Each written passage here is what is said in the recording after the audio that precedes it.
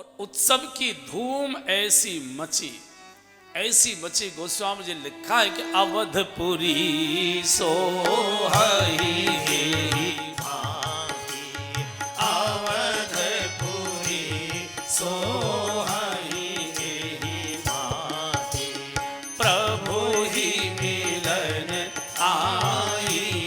जनोरागी प्रभु ही मिलन आई जनोरागी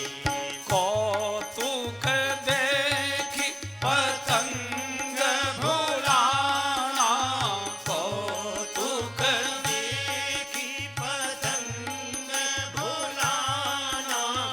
एक मास ते ही जात न जाना एक मास ते ही जात न जाना यह रहस्य काहू नहीं जाना यह रहस्य काहू नहीं जाना यह रहस्य काहू नहीं जाना यह रहस्य काहू नहीं जाना दिन मन चले करत गुण गाना दिन मन चले करत गुणगान जिस समय भगवान प्रकट हुए ठीक 12 बजे का समय सूर्य नारायण अयोध्या के ठीक ऊपर सिर के ऊपर रहता है सूरज 12 बजे के करीब ऐसी उत्सव की धूम मची कि सूर्य नारायण अपने रथ को हाँकना ही भूल गए सृष्टि का नियम बदल गया क्योंकि सृष्टा ही जब बाप जगत का बेटा बनकर आ रहा है बालक बनकर गोद में आ रहा है तो सृष्टि के नियम कौन पालन कराएगा जो नियम पालन कराने वाला था वो तो खुद नियम तोड़कर आ गया बाप बेटा बन गया कभी सूर्य का रथ रुकता नहीं है लेकिन सूर्य नारायण रुक गए हुआ ये था ठीक 12 बजे का समय और भगवान तो गर्भ स्तुति होने लगी देवता गर्भ स्तुति करने लगे भगवान के प्राकट्य के पहले की जो स्तुति होती है तो सूर्य नारायण ने पूछा देवताओं से भाई ये गर्भ स्तुति क्यों कर रहे हो अरे बोले आपको मालूम नहीं भगवान ब्रह्म का अवतार श्री अवध में और आपके ही कुल में सूर्यवंश में होने जा रहा है तो सूर्य नारायण को जरा सा लोभ हुआ कि जरा अवतार की एक झलक मैं भी देख लूं तो एक क्षण के लिए उन्होंने अपने रथ के घोड़े रोके एक क्षण के लिए कभी सूर्य का रथ रुकता नहीं है एक क्षण को और जब भगवान प्रकट हुए और धूम मची नाचने की गायन की और दाल लुटाने की जो उत्सव की महाधूम मची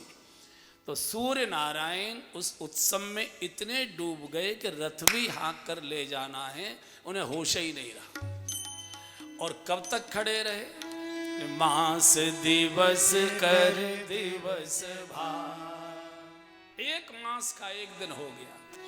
मास दिवस कर दिवस भार और मर मन जानहि को रथ समेत रवि था के तो निशा कवन बीधे हो एक मास का एक दिन कई पढ़े लिखे लोगों को चक्कर आ जाता है ये सुनकर ऐसा हो सकता है क्या एक महीने का एक दिन ऐसा हो नहीं सकता ऐसा हुआ है आप अपने जीवन के अनुभव से जरा देखिए घर में रात्रि को 10-11 बजे किसी की तबीयत खराब हो जाए और डॉक्टर की सुविधा नहीं है तो सवेरे दिन निकलना मुश्किल हो जाता है सुबह पकड़ना मुश्किल हो जाता है ऐसा लगता है आज घड़ी चल ही नहीं रही है चूंकि मरीज है घबराहट हो रही है भय हो रहा है क्या होगा अभी दिन नहीं निकला अभी दिन नहीं निकला और घर में जब आनंद का शादी का समय हो ढोलक बज रही है नाच गाने हो रहे हैं उत्सव मनाए जा रहे हैं कढ़ियाँ चल रही हैं तो जब महोत्सव मनता है शादी विवाह का तो कब दिन निकला कब रात हुई होश नहीं रहता, पूरी पूरी रात जागते गीत गाते रहते। जब बारात विदा हो जाती है तब थकान का पता लगता है कि शरीर में थकान हो रही है। उस समय तो किसी को पता ही नहीं लगता है, क्योंकि आनंद में उत्साह में शरीर में ऊर्जा बढ़ जाया करती है और शोक में शरीर की ऊर्जा फ्यूज हो जाती है, शून्य हो जाती है। तो इतना इतना महोत्सव, इतना महोत्सव, इतना महोत्सव। और आपने देखा होगा दुख का समय बड़ी मुश्किल से कटता है। तनख्वाह कम हो, खर्चा ज़्यादा हो तो 30 तारीख पकड़ना बहुत मुश्किल पड़ता है कि कब 30 तारीख आए और कब हमको तनख्वाह मिले। लेकिन दुख से सुख का समय जल्दी बीत जाता है। घर में अमन है, चैन है, सुख है, पैसा है, रुपया है, खान पीन की सब साधन है, गाड़ी घोड़ा सब है, तो समय जल्दी बीत जाता है।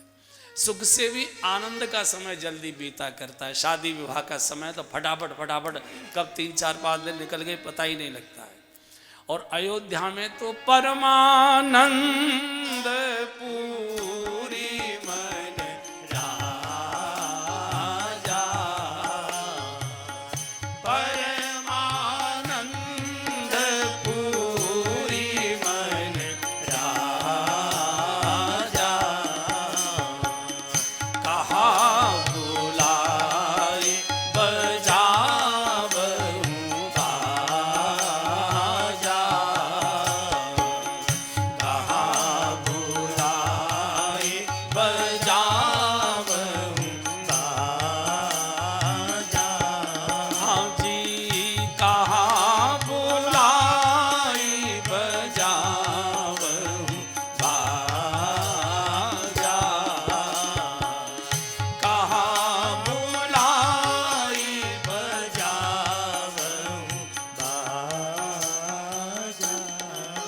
यहाँ तो परमानंद की घनघोर वर्षा हो रही, बाजे ही बाजे बज रहे, दिन और रात नाच और गाना ही हो रहा है। किसको पता लगे? मास दिवस कर दिवस भा मर्म न जाने, पूरी सृष्टि आनंद में झूम रही।